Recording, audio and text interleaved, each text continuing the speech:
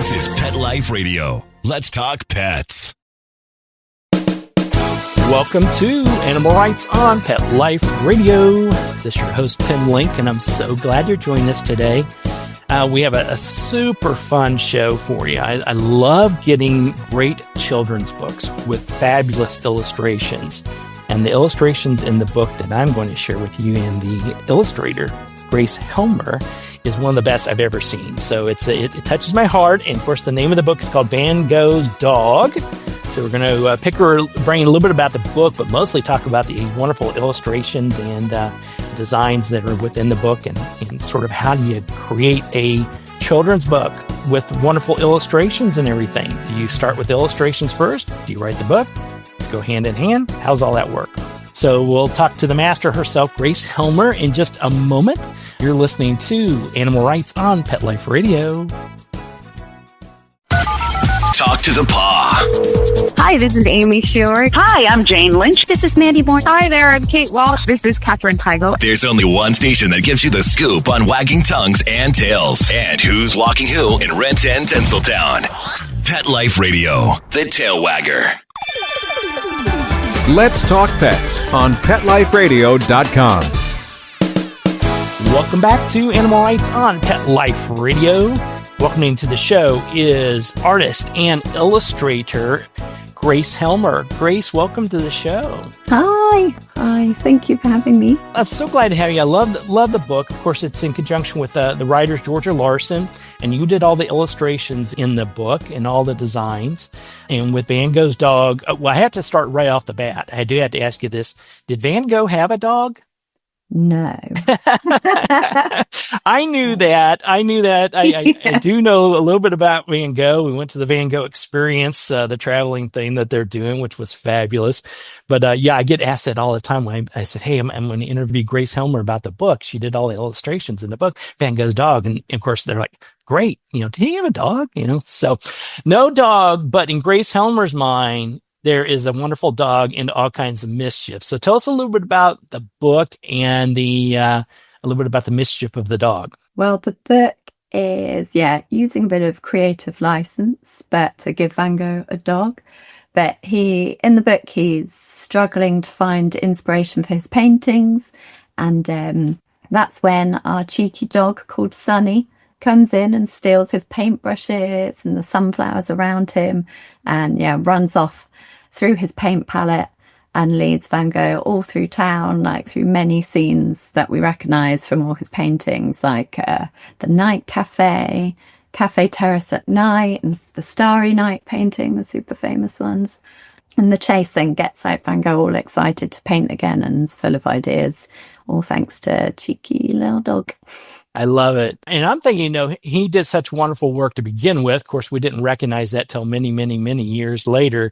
But perhaps if he did have a dog, we could have seen even more out of him. So exactly. Yes. And I love the play on the work. We got sunflowers and of course the dog's named Sunny, which is fantastic. And I love that.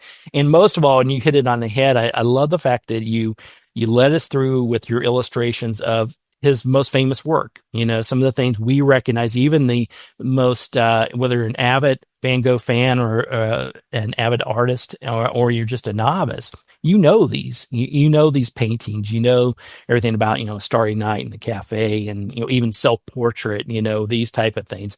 And you blended them not only into the book, but you actually had a separate section towards the back of the book with your illustrations of his famous paintings. Yeah, so there's, I guess, the whole idea of the book and the series, because there is a book, the first one in the series is called Monet's Cat.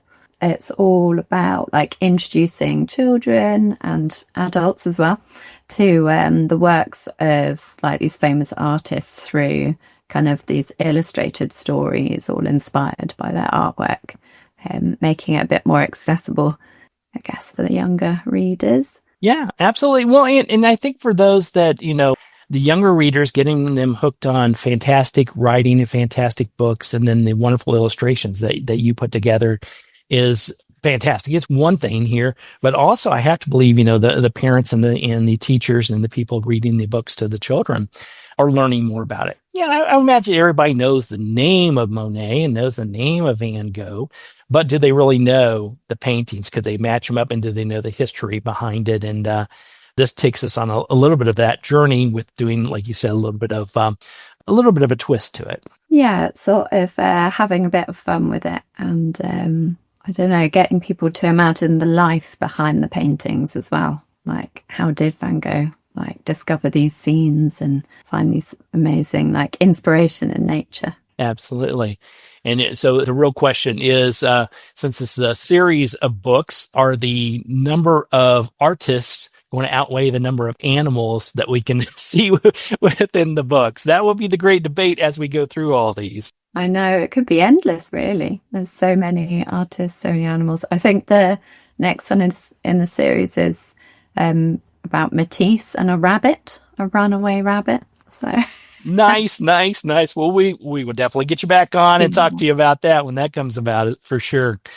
So tell us about how the series, and in this particular instance, the Van Gogh's dog, how did that all come about? Was it a matter of Georgia Larson, the writer, creating this idea and concept and then approaching you? Did you have the ideas and illustrations ahead of time and needed the writing behind it? Or did the editor say, hey, I need two great people that can do two great things, and there you go. You mix it all together and you got success? I think bingo, it's that last one. There you go. So it was the team at Michael O'Mara Books, who are the publisher behind it all here in the UK. I previously worked with them on a Van Gogh activity book, which is sort of for all ages as well.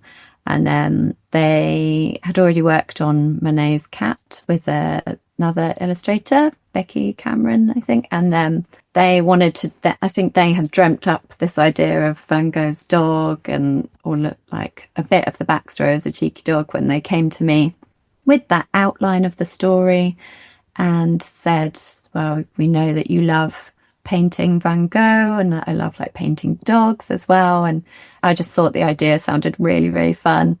And yeah, we sort of developed it a bit together, and the look of the dog especially went through a lot of different rounds of feedback and back and forth, trying to decide how best to show this sort of cheeky little character. Because at first he was sort of a bit bigger, maybe a bit more of a mixed breed dog with this sandy coloured fur. He's had the blue and yellow spotty neckerchief from the beginning. That's always been in there. We sort of wanted to show us this artsy street dog rather than someone else's pet. He's sort of just he's his own boss.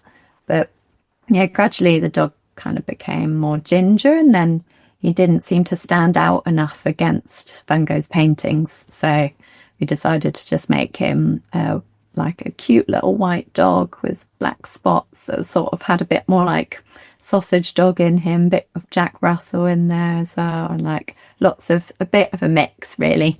But yeah, so he could just stand out against all these beautiful paintings Van Gogh did. That was, and Jack Russell hit me right away on that. And I think you guys I think you did a fantastic job all the way around on that, because yeah, you want it to be, in my mind, even if I'm just looking at the book briefly before I get into it, I'm thinking, okay, this dog's got to be feisty, as you said, a street dog. It's got to be a terrier or a Jack Russell. It's got to be somebody that's getting into mischief all the time. And I love how you blended the blue and the gold to represent the sunflowers in the whole thing around his little handkerchief, little bow tie thing. There you go. That thing. So little bandana. Brilliant. So then as an illustrator, they come to you with this idea, and we'll take the dog, for instance, with Sunny. Did you have to go through all these different concepts and designs, or did you present, okay, I'm going to present this sort of the tan scruffy dog, and they're like, not quite, go back to the oil and paper and give us something else? Yeah, it's sort of a multi-stage process.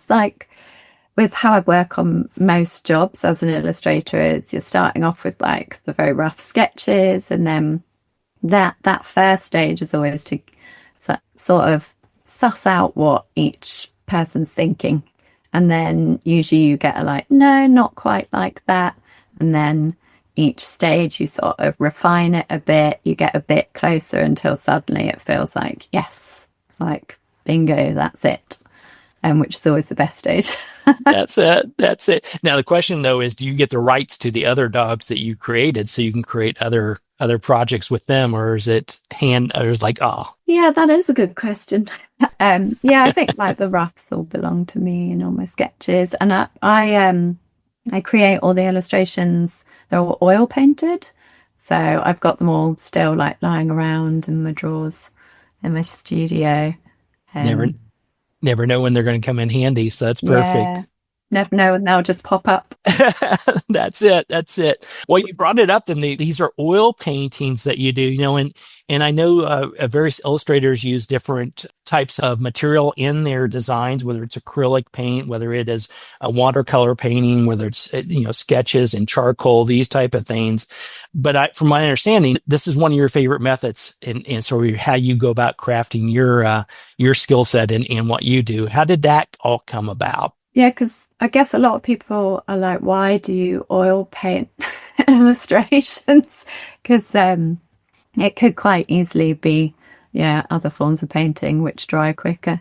I guess as I was developing and like learning how to paint and to draw, I was taught oil painting when I was at college.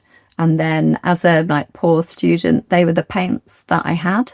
So I just carried on painting with them. And then slowly, as I've sort of had to work a bit more digitally to work with clients, I've sort of brought in sketching digitally, like on the iPad, and doing a bit of that. And then it still all revolves around the oil painting, because there's nothing like just sort of stepping back from the screen and just kind of getting lost in the world of the colour and the paints, and then I'll bring it all together digitally at the end, like scanning it all in once it's dry. I love it. Now you talked about that, digital designs and things of this sort of in the modern way of doing things.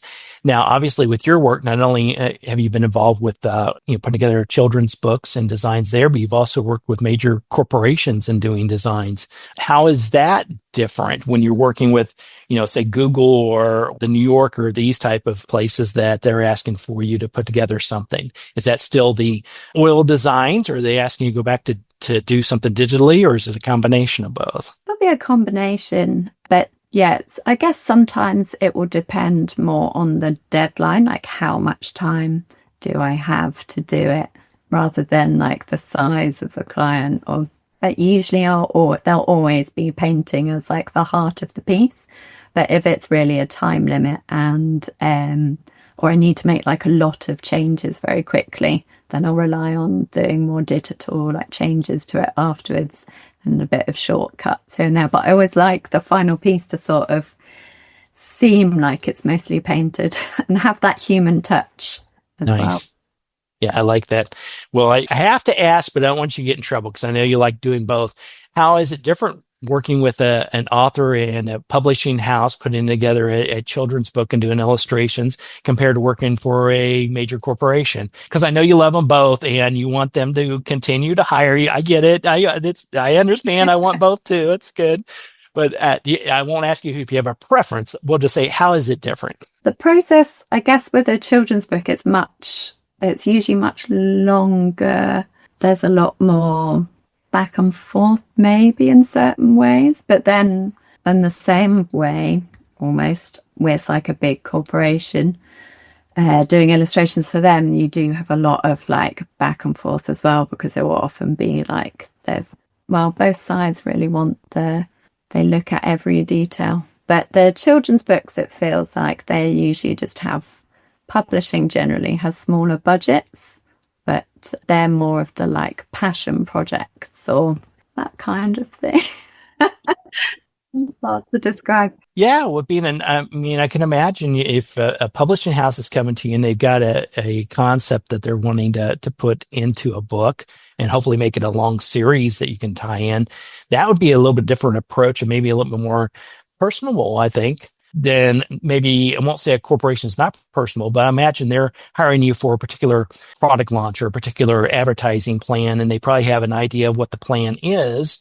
And then they're like, go do something. I mean, am I making this too hard or too easy? They'll often have a much more exact sort of, thing that they want you to do for advertising. And they'll often be, really, really into those details and wanting to like have a lot of control in it. Where in a children's book, you have a bit more of that creative expression, usually like a more personal touch.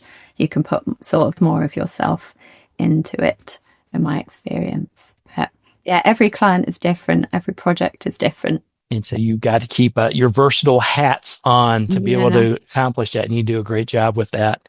Well, we're going to take a quick commercial break. We'll come back and continue our conversation with artist and illustrator Grace Helmer, talk a little bit more about the book Van Gogh's Dog. And I want to talk to Grace a little bit about just illustration in general. How do you do that? How do you wear all these different hats, and how do you put it in such beautiful artistry inside of a book for children? So everybody hang tight. We'll come back right after this commercial break. You're listening to Animal Rights on Pet Life Radio. Hi, this is Tim Link, animal communicator and pet expert and host of Animal Rights on Pet Life Radio. Have you ever wanted to know what your pet is really thinking? Do you want to find out if they truly understand what you're trying to tell them? Or wish you could build a better understanding and closer relationship with your pet? Well, now you can. Learning to Communicate with Animals is a 4-part on-demand workshop. In the workshop, you'll learn the essential techniques that are necessary to communicate with animals, including what is animal communication, breathing correctly to achieve the perfect state to communicate with your animals at a deeper level, using guided meditation exercises, a method to communicate with animals, and how to send and receive information from your animals. So if you're wanting to learn how to communicate and connect with your animals at a deeper level, visit petliferadio.com/workshop and purchase and download Learning to Communicate with Animals. You'll be glad you did. Let's talk pets. Let's talk pets On Pet Life Radio. Pet Life Radio. PetLifeRadio.com. Welcome back to Animal Rights on Pet Life Radio. Continue our conversation with artist and illustrator Grace Helmer, and the book is Van Gogh's Dog. So I love it. So when you get it all done, and Dusty, you mentioned at the first half that it takes a while to do it. Everybody that's a novice, not people that listen to this show because they know what goes into a children's book, but a novice would say, "Oh, okay, get somebody that can draw nicely and put some words in there. And, in a week or two, you're done." It's not that easy, I would assume. Yeah, definitely. I wish it was. Yeah, it takes a lot. It takes a lot longer than you would think to do something like a 30-page book that's mostly pictures. But as we discussed before, like there's lots of rounds of feedback, even choosing how the dog was going to look in Van Gogh's Dog, like how Sunny's looking. And that took a lot of back and forth. And it's also figuring out how the words and the images can work like they're best together, like they support each other. Things like what you're reading just before you turn the page. How does the page turn work? Or do you need to say in the words everything that's going on? Or can you show as much as possible in the pictures so there's not as many words there? And just getting the pacing right. That's why we go through like a lot of rounds of different sketches before we finally commit to the final paintings, final artwork. And then there's often changes after the final artwork. But for this book, it was quite a quick process because I think the publisher had a sort of idea in mind of when they wanted it to come out. But also I had my own deadline where I was about to go on maternity leave with my second child. So it had to be finished before then. So it was quite like I think from beginning to end is about 4 months or so to get it done, which is very, very quick for this kind of picture book. I know it sounds long, maybe to some people, but to me, that's very, very short. Yes, absolutely. So I have to ask, the biggest critics definitely are the children. And you mentioned, I'm sure you've shared it in the family. What's the verdict? Did Mom do well? I'm trying to reflect back to my British ways, and I'm tearing them all. Yeah, that was one of my goals always, is like, as I was starting out as an illustrator, I knew that I really wanted to work on a children's book that I could eventually read to my own child or children. So this book, especially like as it was published, I was able to read it to my 2 children, and they thought it was really funny. They just think Sunny's like hilarious because in a way, like they're quite like the spirit of Sunny. Like they like to come in and steal my paintbrushes and run off with them, be all cheeky. So I think they felt like they could see themselves in the spirit. So mom was taking some literal license from her own life and blended it into her masterpiece of illustration. Yeah, exactly. Definitely inspired by my toddler. Absolutely. And you want a book in general that catches people and they want to go from beginning to end and either keep it on their shelf or share it with others. But for children, you want them to bore you to death with this book that you've read it now 50 times. And you're like, okay, one more time. So Yeah.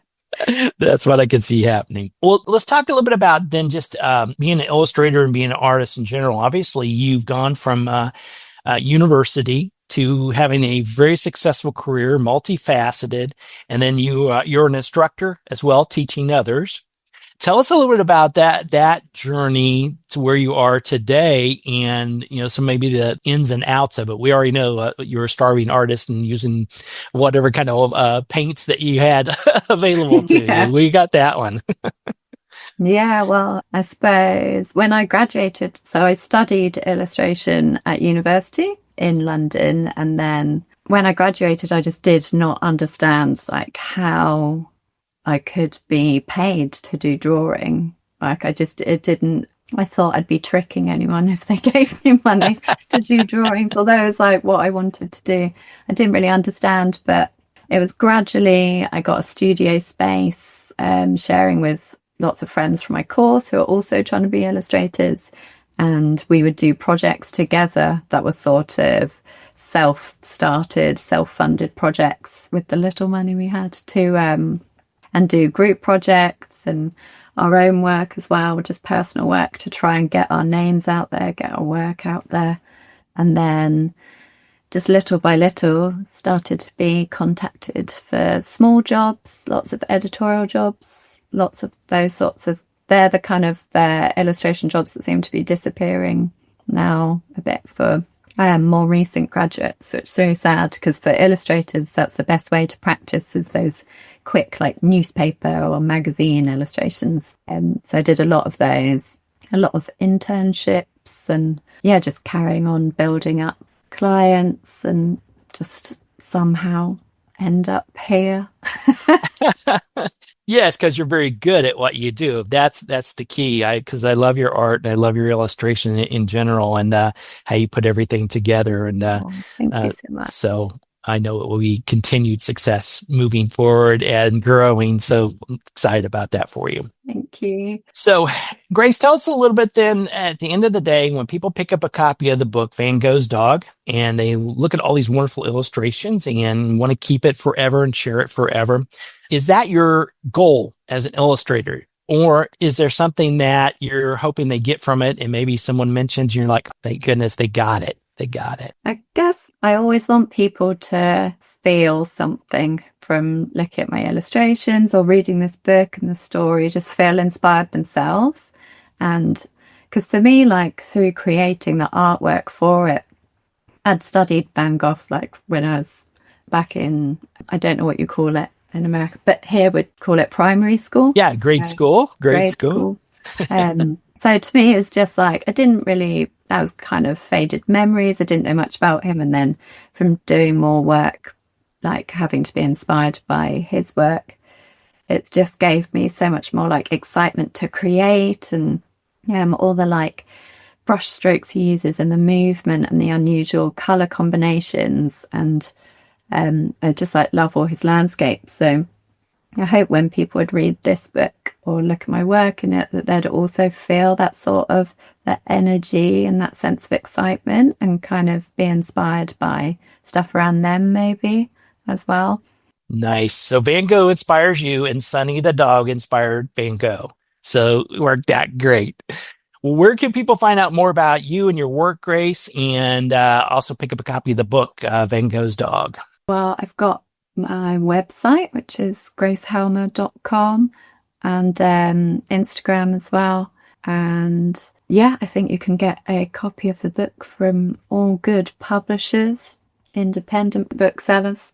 Fantastic. Well, everybody definitely pick up a book. We'll get that posted. Everybody take a look at gracehelmer.com and all the wonderful stuff that she does. It's just brilliant. You'll see everything in there from flowers to landscapes to dogs to even bums, as we call it. So, or we don't call it that here in the States. I can't say. This is a family show. So, but yeah, I saw there's a separate section for that. Brilliant.